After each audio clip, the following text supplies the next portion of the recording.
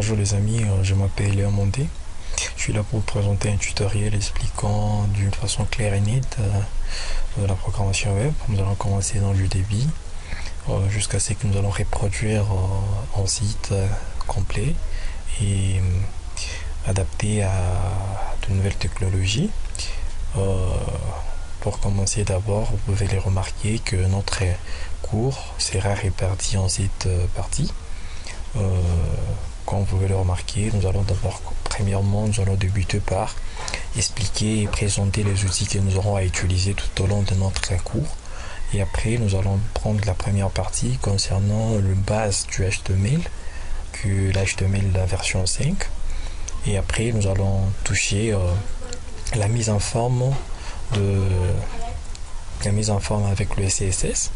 Et après, la troisième partie sera consacrée à la mise en page du site, comment nous pouvons mieux organiser nos codes, tout ça. Et après, la quatrième partie, nous allons essayer un peu de toucher le Bootstrap.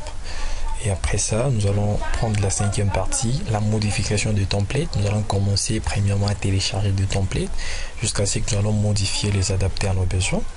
La sixième partie, nous allons voir le code PHP, donc dynamiser nos sites. Pour que nos sites web soient dynamiques maintenant, nous allons insérer des codes PHP et là nous allons ajouter encore d'autres outils qui vont intervenir dans les cours. Et la septième partie, nous allons voir un peu quelques trucs sur la programmation web, un peu du Python, un peu d'autres choses là, donc palper quelque chose. Sans plus tarder, nous allons essayer un peu de prendre notre première partie qui est les outils à utiliser dans notre cours. Vous pouvez le remarquer que tout d'abord nous aurons besoin d'un éditeur de texte.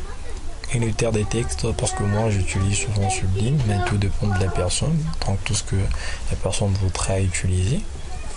Moi j'aime bien Sublime. Vous pouvez télécharger d'autres éditeurs de texte, par exemple Notepad. Il y a d'autres personnes qui aiment Notepad et il y a d'autres qui utilisent Visual Code. Mais moi j'utilise l'éditeur Sublime. Et après ça, nous aurons besoin de navigateur. Comme vous pouvez le remarquer, il y a Google, Firefox, Explorateur et Safari. Mais il y a plusieurs navigateurs comme Opera uniquement, bien sûr. Vous pouvez télécharger ce que vous sentez à l'aise avec pour tout au long de notre cours, ce qui va vous aider. Maintenant, parmi donc les deux outils que je vous ai présenté, l'éditeur des textes, le navigateur, à quoi ça sert vraiment? Parce que ici vous allez voir qu'ici nous avons les codes donc tapés dans un langage, donc langage HTML et le CSS, et ces codes ici vont être traduits par l'ordinateur. Et après, ça sera affiché à l'utilisateur à partir du navigateur. Donc l'éditeur des textes va nous permettre de saisir, de taper nos codes. Et les navigateurs des textes vont nous permettre d'afficher ce que nous avons tapé. Je ne sais pas si sur ce point-là nous étions un peu, donc j'ai été clair. Donc sans éditeur des textes ni navigateur, donc tu peux jamais concevoir un site web, ni même quelque chose ou application à des trucs pareils. Et c'est fait.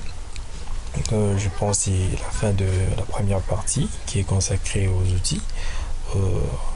Prochainement, nous allons toucher voir maintenant le base du HTML. Nous allons essayer un peu de voir quelques astuces et quelque chose, parce que la première partie aussi sera subdivisée en d'autres parties. Donc là, je vous laisse vraiment télécharger les outils et préparer, parce qu'après ça nous allons directement nous lancer à la conception de notre première page web. Donc je vous invite à vous abonner sur ma page YouTube et de cliquer sur j'aime si possible, et n'oubliez pas de activer la cloche pour ne rien rater, parce que ça sera vraiment des très bonnes choses. Il faut rien rater vraiment, il faut être à la page et à la une. C'est un peu ça. Donc bye, ciao.